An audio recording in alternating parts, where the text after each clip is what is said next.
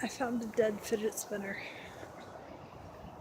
Today is a bit of a strange day. I woke up sometime between 4 and 4:20. Don't know why. I went to bed around midnight because I was tired really early, which generally means that I'm only going to sleep for 3 hours.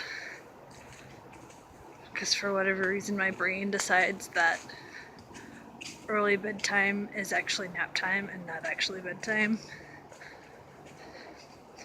So I've been up since 4. It's sometime past 8 now. And I reached the point where I was going to try and go back to sleep. Or I was going to have to go take a walk and get my blood pumping and clear my head from the YouTube hole I'd fallen down. So I'm gonna walk. Part of why I feel like I need to clear my head from the YouTube hole, I found a playthrough of the Beginner's Guide, which is it's less of a video game and more of a walkthrough documentary diary experience, although I'm pretty sure the whole story is fictional, because if it's not, there's a very horrible person who's getting a lot of traffic on something you put up, and that's not okay. Although he's not horrible. I should amend that. For people like me who had no idea what the Beginner's Guide was or is, it's presented like a series of kind of unfinished games that the narrator is sharing with you that a friend of theirs made. And the narrator's talking through and saying how the game represents this friend's journey and how he grew really concerned with his friend's mental health when the game was recurring prison games. And it's a very, very real and raw in a way, but also I really hope entirely fabricated, or at least partially fabricated, because at one point the narrator says he took his friend's games without permission and shared them with other people to get feedback, basically, because he was like, oh, if my friend sees that other people enjoy these games, that'll help bring him out of this depression and he won't be so alone and lonely. And as a very creative, introverted person, that was deeply upsetting. And just the way the narrator would talk about his friend and oh, I'm so worried because he's depressed, he's alone all the time, and he's showing that he's not really enjoying what he does. And everyone feels that way when they're creating. At some point, you hit a wall, or you find yourself climbing the same rocky slope over and over again, only to slide back down to the bottom because it's not working. And that doesn't mean you're depressed. It just means you're a creator of whatever. You're a painter, you're a writer. I'm assuming with video game developers it can be the same thing. I couldn't really go anywhere after that video, so I started listening to major to minor key song covers because that's the way I cheer up. I went and saw the new Thor movie last night and it was awesome. You could kind of tell they were channeling a bit of the Guardians of the Galaxy nonsense with this movie, which really worked for the storyline, because it's not a storyline you can really take seriously, at least the way they did it. And far less depressing than I was actually expecting a film called Ragnarok to be. Mostly because I am one of those giant dorks that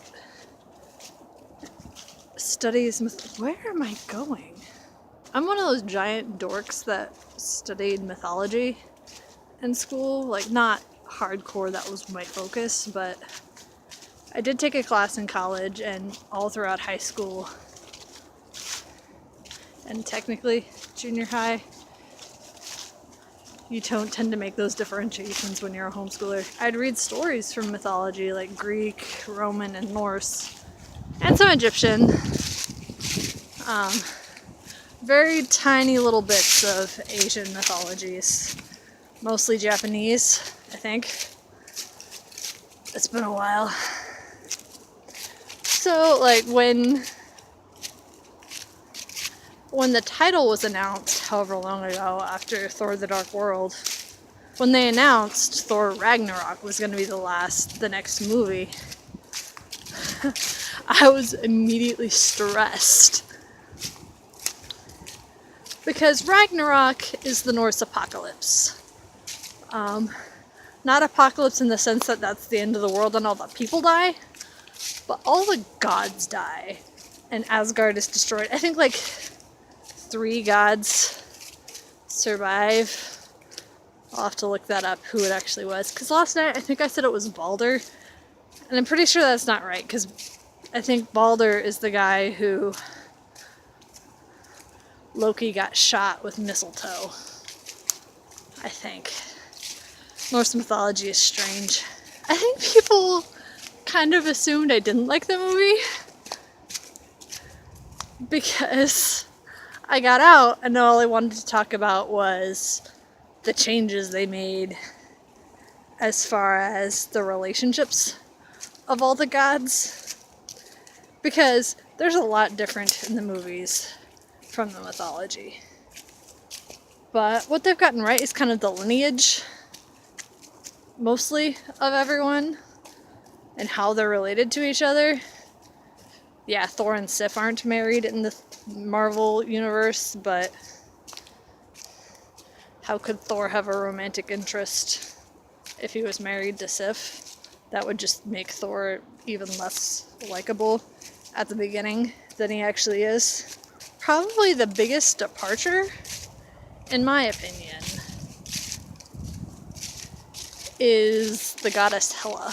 This was something that was confusing me in the run-up to the movie, because I was like, okay, I knew Hela was the main villain in this movie, but it also showed clips that Loki and Thor were on the same side, at least at various points in the movie, which I never expect that to always be the same, because it's Loki. And the one thing that's consistent in every single Loki depiction is that you can't trust him, and he will always do just what's best for Loki and what's fun and causes the most mischief, because that's who he is. And I was confused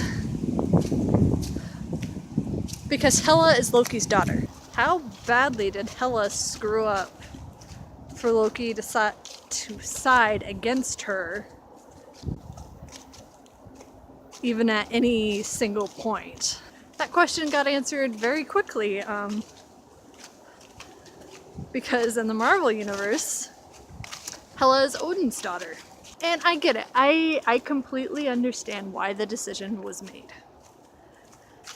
Because making Hela, or Hel, Loki's daughter, means you also kind of have to acknowledge that Fenris is also Loki's offspring, as well as Odin's 8-legged warhorse, which I can never remember the name of because it's one of those ridiculous long Norse names. That horse is also Loki's offspring, as well as some snake that's trying to devour the world. In the Marvel universe, and the Thor movie itself, it is already like teetering on that bizarre edge. Like, if it got any more bizarre, it would be ridiculous and no one could take the movie even marginally seriously. So I get it. It was just something that struck me. I was like, okay, all of these comic book nerds are gonna get all up in people's business thinking they know something about Norse mythology. All those Uncle Rick fans are gonna be like, let me tell you a thing. It's just like, oh yeah, clash of the fandoms deciding who is Hela's father. Wow, that sounds like an awful, like, what is that show? Jerry Springer. Who is the father? I've talked about this before. I'll put a link to the blog post in the description. I can disagree with choices a movie makes and still like the movie. I don't know if I finished that thought. Basically, I can think there's things wrong with anything. I can think things are wrong. Kitty! Hi.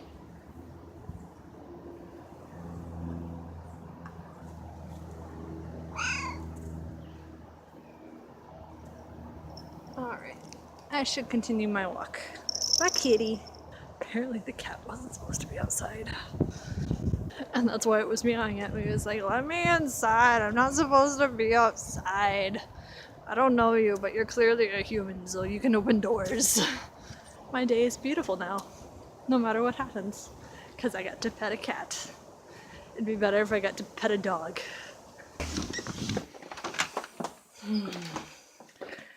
Now time for tea.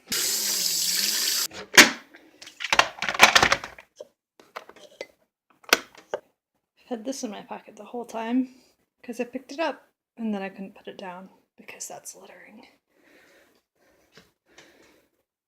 Rest in peace, fidget spinner. Irish breakfast tea. Because sleep is for the weak. I don't know if I finished a single thought on that walk, but the fragments at least did help kind of clear my head a bit. Hopefully I got a coherent thought out of here somewhere, and if not, I hope you appreciate my incoherent ramblings about very, very nerdy topics. But what else is new if you've been watching any of the videos on my channel? It all gets rather incoherent and very nerdy very quickly. Thanks for coming on this ramble, guys. Bye.